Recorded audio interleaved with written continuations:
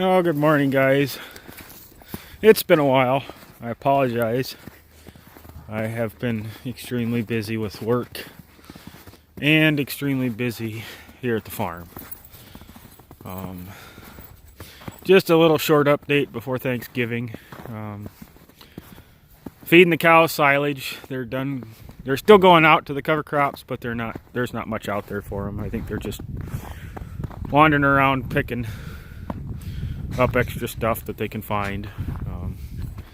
I'm feeding silage right now. Hay grinder guy is supposed to be getting a hold of me this week, so we can grind a few bales and I can start feeding to the feeder wagon.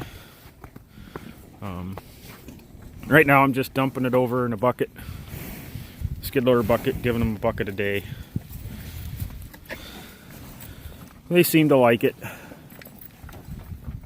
Still feeding a couple bales in a ring just to keep some hay in front of them until I get hay ground. I do have 2 piles of manure out there yet to haul, but it froze up hard and it froze up fast. I mean, we've been in the 20s and the teens and the ground is hard. And it was muddy before then, so the lot's not in the greatest shape. So I have put out a little bedding. There's bedding up in the barn for them too. Plan this weekend is to wean calves, or get set up to wean calves. Put my creep gate up and start feeding them by the pail. Anyways, it's been a busy year. Crops were not good at all. Thank God for crop insurance. I mean, that's what saved me this year. I'm don't like farming for crop insurance, but you're just like anything else. When you got it, you normally need it. So corn and beans were awful. That's all I'm going to say. The yields were down terrible. But when you have, I farm 200 acres. There's between hay and corn and beans, there's 200 acres of tillable land here. This white stuff's been here for about a week now, and I think it's going to stay. I don't think we're going to have an Indian summer or anything like that. But anyways, back to what I was saying. I think we figured close to 35 acres to drowned outs. Water stood too long, no crops, too wet. I think I kind of quit keeping track of what we had for rainfall after the first month and a half of rain, but I think somebody said we had like 50 some inches of rain this summer. It's just ridiculous. I mean, when you get that kind of rain, there's just absolutely nothing you can do about it. There's no amount of tile, there's no amount of drainage that can take that kind of water away. It's just terrible. So, just been dealing with that. Trying to get bills paid, trying to keep plugging along. Coming up on this Thanksgiving holiday, be thankful for your family, your friends. I'm thankful for that. Thankful for YouTube. All my followers, we did hit 100. So, it's kind of exciting for me. It's nothing huge, but, we made the 100 mark, so that's pretty cool. For people that are interested in watching my little slice of heaven. This fall it wasn't much of a heaven, but you get the drift. Just lots of stuff to do. Just real busy, and I sit back and think, oh, I should have done this, or I should have videoed that, or just the time thing was just not there.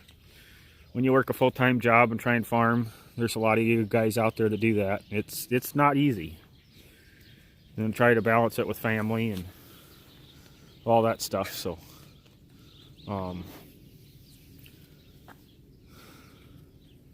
other than that, it's just I'm ready to close the books on 2018.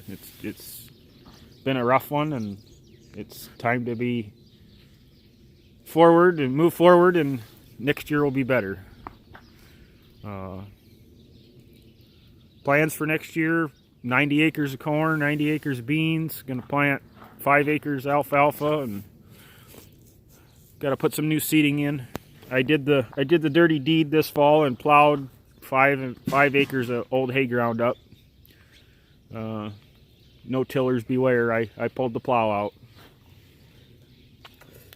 out. That, in my opinion, is the only way to kill an alfalfa stand around here, is to turn it black. Right, wrong, or indifferent, that's the way I do it. That is the only tillage I did this fall. Only tillage, that's it. Plans for next spring are no till, all beans, and at least half of the corn. I'm going to start using cover crops more vigorously. I've seen great results in it. I can utilize it with these guys here. Get some cheap feed for these guys and make them earn their keep, you know.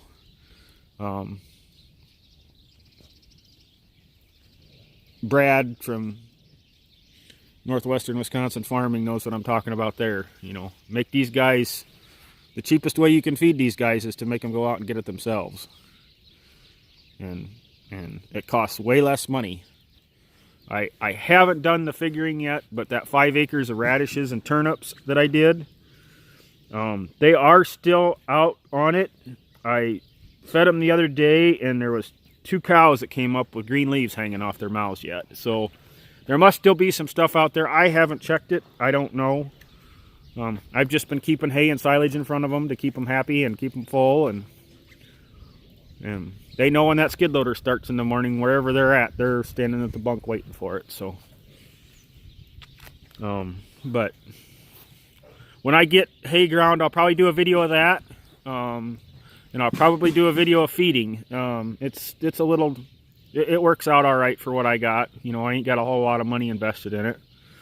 But it's still starting a tractor and a skid loader every day, so that's costing me money. But I still haven't done anything with that sorghum yet. The ground froze way too hard to pound posts to get posts in. I'm hoping that we'll have a little thaw here early on, maybe the first part of December, and I can get posts up and get that stuff done, but we'll have to wait and see, I guess. If not, I'll graze it off in the spring. I ain't too worried about it. Be good organic matter for that spot, and maybe give me a little yield boost in my corn. I don't know, we'll see. It didn't cost me that much to put it out there, but I hate to waste it too. So happy Thanksgiving. Thanks for watching. Thanks for subscribing. Have a good day tomorrow with your family, your friends, whether you're hunting deer or having turkey dinner or whatever your guys are doing. Have a great day, a great weekend, and we will talk to you later.